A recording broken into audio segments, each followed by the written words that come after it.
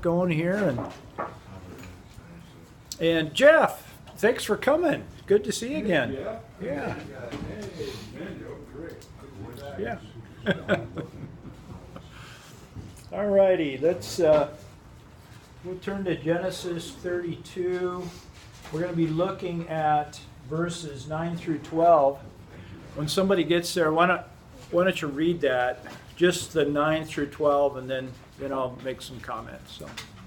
And Jacob said, O God of my father Abraham and God of my father Isaac, the Lord which said to me, return to your country and to your kindred, and I will deal well with you. I am not worthy of the least of all these mercies, and of all the truth which you have showed unto me your servant. For with my staff I passed over this Jordan, and now I have become two bands. Deliver me, I pray you, from the hand of my brother, from the hand of Esau, for I fear him, lest he will come and smite me, and the mother with the children. And you said, I will surely do you good, and make your seed as the sand of the sea, which cannot be numbered for multitude. Okay, good. Thanks for reading that, Dave. And of course, Dave's reading is, in a very controlled environment like we would normally read it. But I think this guy is, my world's falling apart. And that's the context that we're looking at this. One commentator, a conservative commentator that I read, Jamieson, Fawcett, and Brown, three guys, they claim that this prayer is the first recorded prayer in Scripture. Now, I didn't want to put the time in actually going from Genesis 1:1 to 32 and actually look, but if it is, it's a wonderful prayer, and if it's not, it's a wonderful prayer.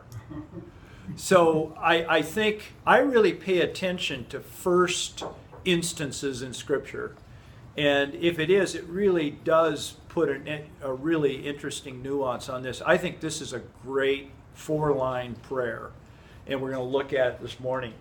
By way of review, we've looked at last time we looked at this idea that Jacob is in a terrified frame of reference. He is terrified. He had just finished a great encounter with his father-in-law.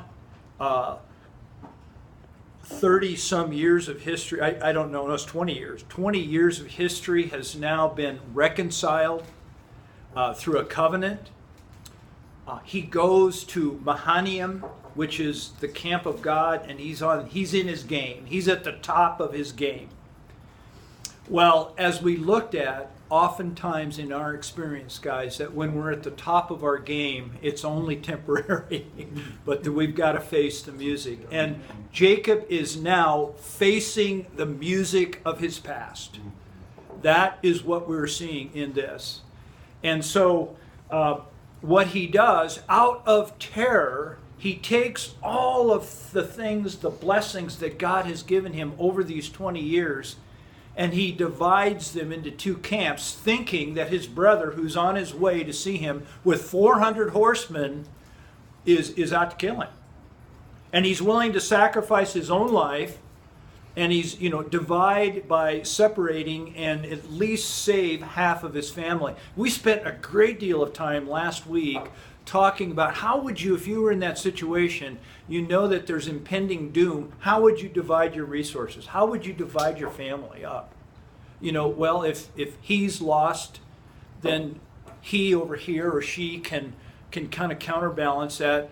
It would just be an unforgettable kind of experience. And this is why this is such a critical point in this man's life. So we looked at, as he sees here, as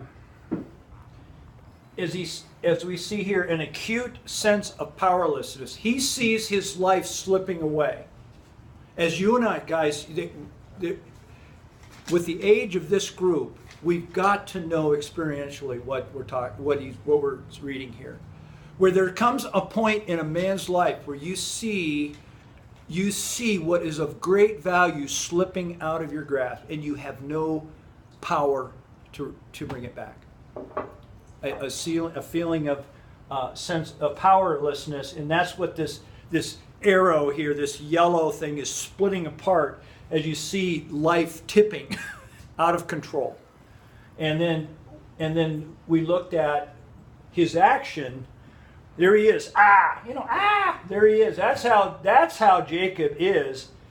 A desperate attempt to maintain control by willing to sacrifice half of his family by this split. That's where we left last week. So let's go on. And this is how I see the text. And I think you've already... I could have drawn this a number of different ways. One way would have been his back is against a wall. I don't think it's like that. Because I think that when we're in a situation like this, it always feels like falling. It always feels like falling. It's interesting, I read this somewhere, that the fear of falling is the first fear that a human being encounters as an infant. The fear of falling. And I don't think it goes away. It's the fear of letting go. You're on the rope and you're looking down. You go, I'm going to fall. And that's what it feels. His back is against a precipice, and he is backing up. He is out of resource, guys. And he is crying out, "Oh God, this is it." And what is pushing him? His past. Now, this is so interesting because you and I try to live, we try to forget the past. We want to downplay the past. We want a clean past. We want a sanctified past. But we all have a past. And sooner or later, that past confronts us. And it's a marvelous blessing of God. I don't think God really cares that much about our past. He cares about our transformation and what that past can do and inform in our life to bring us to a new level of understanding of Him, a new appreciation. So it's the very thing he fears that he's been put aside, that he's been denying, that he's been justifying for years and years, now is right in his face, and it's pushing him to the edge, and he's finding himself resourceless. He has no resource other than help. Okay? Well, we built that long enough. Now let's go on into the text. The first, verse 9, David read from his translation, Jacob said, O God, you got it? Of my father, and God of my father Isaac, O Lord, 3 times. God, Elohim, and Yahweh. You said to me, God. Now remember, you said to me. You told me, you got me here. I don't think it's quite like that. I think he's appealing to an intimacy of relationship that he has experienced in his life up to this point. And that's why he could talk with God in this way. Return to your country, you said, to your real, and I will prosper you. Prosper. King James word for success. I will bless you. I will make you successful in your endeavor. It's just, guys, we all want that. It's just, at this age of life, we just realize it doesn't quite happen the way we think it's going to. God has good intention for him. Verse 9, I've called the empty tank. Oh, the empty tank. It's so counterintuitive to how we think life operates. We want a full tank. Some of you in this room will never allow your gas tank to go below half. Some of you are on fumes all the time. And that'd be an interesting discussion. But Being in our car? in your car, yeah. Yeah, in your car. You know, when do you fill your gas tank? I just thought of that. But we want, you know, when I look at my gas tank, I wasn't planning on talking about this, but it just kind of came into my head. I go, oh, I got 3/4, you know, I'm good. But gee, you know, I'm getting down to 3/8. Gee, I better look for I kind of look, I'm around 3/8. Quarter, I'd like to have her done by a quarter. We want a full tank. We want to know we have capacity. We want to know we have resource. This man is on an empty tank. He has nothing left other than is crying out to God. And guys, I want to tell you that is the most marvelous place to be. Because that's where true change, true transformation can happen in our lives. And it always feels like falling. Okay, empty tank. Oh God, oh God, oh Lord, 3 times in one verse. Empty tank. Number 2, in verse 10, we read, I am unworthy of all of your loving kindness, hesed, Hebrew, and of all of the faithfulness which you have shown to your servant. For with my staff only I crossed the Jordan, and now I have become as large as 2 companies. He is receiving a new clarification of what is truly true about this man's life. How? What is the predecessor to point 2? Point 1, empty tank. Somehow, guys, when we reach a point in our life that it's empty tank, is when we see reality truly for what it really is. It's really hard to go, if you're successful in life, which is a wonderful thing, but what does success in life teach us about things like mercy, compassion, forgiveness, the things that Jesus emphasized, those things? My platform is just simply this: the empty tank gives him new clarity. And he says, oh Lord, I'm unworthy for all of the blessings that you have given me. Your constant faithfulness, your constant tender mercy towards me. That even such, that when I walked across the Jordan the other way years and years ago, all I had was a staff. And now, Lord, look at what you have given me. That is a gratitude. That is a man of gratitude. I think the emphasis here is not so much on his unworthiness. It's not worm theology. It's a marvelous gifting of what God has given us, all of us guys, through the empty tank. New clarity. Number 3, verse 11, is what I call a naked honesty. Again, this is building. Empty tank leads to new clarity. New clarity leads to a naked... What do I mean by this? Let me read the text. Deliver me, I pray. Very simple. I looked up the Hebrew word deliver me, and it means deliver me. Rescue me. Help! Get me out of this pickle from the hand of my brother. This is his fear. This is his terror. Again, his past, the relationship of his brother. His past is confronting him nose to nose from the hand of Esau, for I fear him. Naked honesty. That he will come and attack me and the mothers with the children. I fear he's going to kill us. He's going to kill us. He's on his way and he's going to kill us. And the least I can do is, in my desperation, save half of the farm, save half of the family.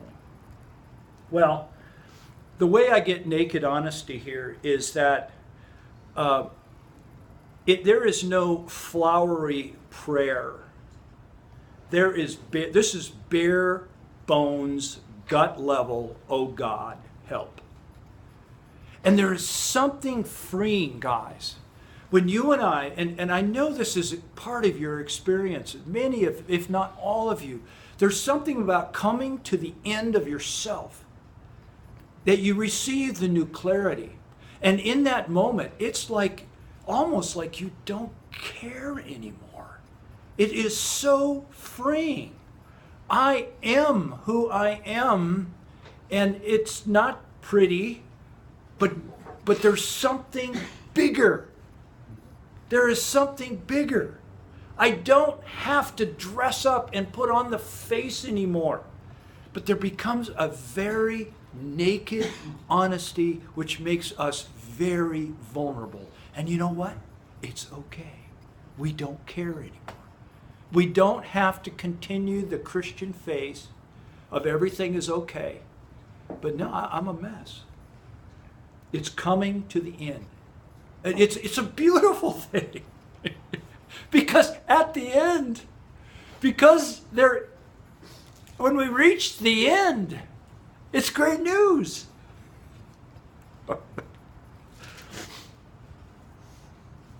The end is always followed by resurrection, like we sung about this morning. Mike, it reminds me a little bit of the children's book, The Velveteen Rabbit. Yeah, tell us about that. Across that, the naked honesty at the end of the story, the rabbit, I think, is talking to some other toys in the toy box. And he says, you know, when it really comes right down to it, when you've been loved, you've lost most of your hair. Yeah. And you've probably lost an eye and parts of your lips and all of that, you know, in rabbit speak. But in a sense, that's where God brings us, when we've been loved. Yeah. And we get to that point of naked honesty. Steve, that is a wonderful picture. That is so true. We've received love and we become love. Yeah, we don't have much hair, and we may be missing an eye, and I think you mentioned lips and what else. But there is something about a man that's been through this, and possibly several times, that there is a love, there is a nobleness, there is a safeness about a man like this, a trustworthiness, a quietness, a sadness, but yet a joy. A man who has really felt, a man who has really experienced, no different than Jesus Christ, where he said, "Follow me." Yeah. Wow. Thank you, Steve. One hope. Yes, David. Just real quickly, you were talking about the Hebrew and the liver, the natsal. Natsal, yeah. One of the other important connotations here too, and I think it's the one applicable to this verse. It has the connotation of snatch me away. There's an urgency. It's, you know, hey, get me out of here, kind of thing. So it's a snatching away, because in the Hebrew it can be either in a good context or a bad context. And I'm glad you brought that up, because that is so common to our experiences. I want out. I want out of this. Well, sometimes it doesn't quite happen that way. Yeah, I think that's kind of what you were getting at. Yeah. But you know, I don't find any fault with this man. I identify with this man. I identify with this person. I want out. Well, sometimes yes, sometimes no. But he's always with us. Yes. My interpretation of that is you want out from where you've been, and you want to get into something that's better for you. You want redemption for your soul. Because there's not a person in this room, I think, that hasn't been through hell in the handbasket, but one time during your being that we're immortal beings. Yes. We've committed our share of sins, all of us, whether it's thought or deed. And as we get older, here we are in our 70s and our 80s, and we're saying, hey, when you say something's going to happen, I'll stop breathing. And you're saying to yourself, I would like to have forgiveness, and I want to understand this stuff a little bit better than I've ever understood it before. I think most older people get to think of that way. Yeah, I couldn't agree more. Yeah, we're thinking differently than we did in our 30s. Oh my goodness, in our 40s. You know, maybe some of us started to transition in our 40s, some of us late. But yes, Why does it take us so long? that's a great question. I don't. I Can you spell thick head? Yeah, D-U-M-B. I, you know, we tend to attach what we call total depravity if you're from a reformed kind of bent. Original sin is another term. We I think probably all of us believe that here. We tend to identify that as what Gil's talking about with individual sins, either thoughts or actions. But guys, it's a condition, and it runs so deep within us. We'll do anything but let go. And that's why I'm building this so much, because we'll do anything than to let go. Yeah. Jim. With all of the, snatching me out of here and so on, you have to think of Jesus himself saying, no one that the Father has given me can be snatched from my hand. And that's how that reconciliation back to the Father, it can't be taken away. And this is what Jacob is Experiencing right here. And you know, Jim, that's a great verse. But you know, for some of us, it takes a lifetime for us to really understand that. I was immortal, it took me. You know, it's like when we were a young man, we got a naivety. You know, we read the text like this, we go, I can believe that. Oh, okay, that's wonderful. But then we go through these mid-years where things get confused and there's a complexity of thought and we're trying to figure this all out. But hopefully as we age, we come back to the place again with wisdom. And it may appear to be naive. But when we read that text now, I read that text way differently than I did when I was in my 20s or 30s. There's an experiential base that's there. Now, I still, in fact, I was just telling a friend last Saturday that I'm for the first time in quite a few years, I'm dealing with anxiety. And I just, I know what it's like. I then have not, but by golly, I've got some degrees of anxiety. And of course, I realize that ties in with trust. But we, we're not perfect. We're going to be on a journey until we transition over. But nothing can separate us from the love of God. Nothing can snatch them out of our hand. That is the love of Christ. But unfortunately, we go there through this way of having our back over and where we're out of resource and we cry out. Now we should expect it because that's exactly what Jesus said, follow me. He came to his cross and he faced it and he says, follow me. I mean, it's very simple. It's not simplistic. The call is very simple. One hope, verse 12, let me read it. For you said, remember, Lord, you said, he is hanging on here. Oh, I love it. I will surely prosper you. There's that word for the second time. His mind is on prosper, getting out, which I don't blame him a bit. And you make your descendants as the sand of the sea, which is too great to be numbered. And, a little bit of logic here. Lord, if Esau kills everybody, how's this going to happen? It's no different than Abraham and Isaac. In years past, stories and how they, think of Abraham with the offering of Isaac. How's that going to happen, Lord? And it's not done unemotionally. It is, but he's saying he's again right over it, just about ready to go off, and he's saying, Lord, you're my only hope, only hope, and only in contrast to our cultural way of living here is that we tend to have more resources. You know, we tend to buy our way out, or, you know, we just have so many resources here that we tend to get, I think it kind of ties in with your question, why does it take us so long? Well, maybe if we lived in a developing world, you know, in Eastern Africa or someplace where it's much simplistic, much more simple, we'd have a different view of things than we do here, because we have so many of our own resources we have to work through and figure out that they don't work before we really go to the last, only one hope. Yes, sir. When you say it takes us so long, is it because we have struggled, etc., and as we get older, we don't keep bumping our heads against the wall by the same experience and come up with a different kind of a relationship?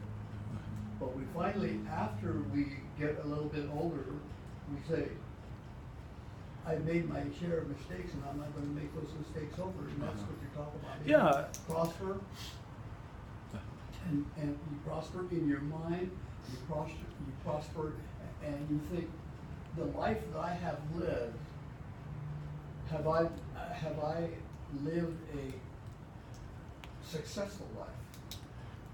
And I'm very fortunate as a former professor teacher that I have chosen the right profession. There's a axiom that I've heard that blessed is the man whose hobby is his profession. Yeah, And that's me. good. Yeah. I love music. I love to play. Here I am, and I'm 83 years old. I still practice about 2 hours a day. Oh, that's cool. Because music has such a hold on me, and and I don't want to let go of that. But the my all around experiences as a human being, hopefully, and I think I speak for all of us, that our experiences, bad or good, hopefully that those experiences teaches us to be better people as we get older. Yeah, I think, does that make some sense? yeah, I think it's what we would call it in our Christian context, transformation. The transformation power of the Holy Spirit. It's not instantaneous, it takes time. David. The word is full of pleadings and cautions for us not to place in our lives the things that we will stumble over in our faith. It's from Old Testament right on through. I'm doing a study of Amos right now. Uh-huh. Find out the warnings about not having put into your life the idols and the worship and the thing that God said, don't go there. It's not good for you. And I was reminded about it, and I'll make this very story. It's simple. It's a wonderful long story. Years ago, when Wycliffe Bible Translators was working in Papua New Guinea, about the only way they could get materials into the far-reaching villages was missionary Agonation Fellowship or one of those would fly into a little grass airstrip, and the believers who were teaching the kids and operating the schools would walk to these airstrips and they get materials and they go back to the. So there's this wonderful true story about a teacher who came to the airstrip, and his walk was about 6 hours through the jungle. That was the closest airstrip that he had. And the pilot landed one day and it began to rain like crazy, which it does fairly frequently in New Guinea. And he asked his teacher, he says, well, how are you going to get these things back without everything getting ruined and everything else in this rain? And he says, Papa God, take care of me. So on the next supply thing, a month or so later, the pilot asked the guy, and he says, oh, well, I put them on my back and on my head, and I walked through the jungle, and he says, it rained everywhere except where I was walking. As I walked, it was dry. And Papa God took far. Now, we can look at that again with all the things that we've placed in our lives and say, well, that's a really cool story, but I mean, that's the way our God can work if we don't have all Yeah. these things in front of us that block us miraculous. Yeah, simple faith. Yeah. Uh-huh. Simple faith. So this prayer is a wonderful prayer. We're going to wrap here. Is that and to bring us men to a point of total trust. is where God through Christ is taking us. And it's involving 4 parts in this prayer: the empty tank, the end of ourselves, new clarity, which we receive, a naked honesty as a result, and one hope. Our only hope is through Christ. Message this morning, guys, is that we're on a journey, an amazing journey. We tend to reject our past, to be guilty and shameful and suppress it. But you know, it's really our past is part of our journey, and it's taking us somewhere to where we are. And that place is transformation by the power of the Spirit. To be that man at our age, that man of love, of compassion, of wisdom, so that we can continue to impart life to the other generations, to our families, to be that man. And this is how it occurs. We'll continue on with this story next week. Thanks for all your input this morning. It's Thank great. you, Mike.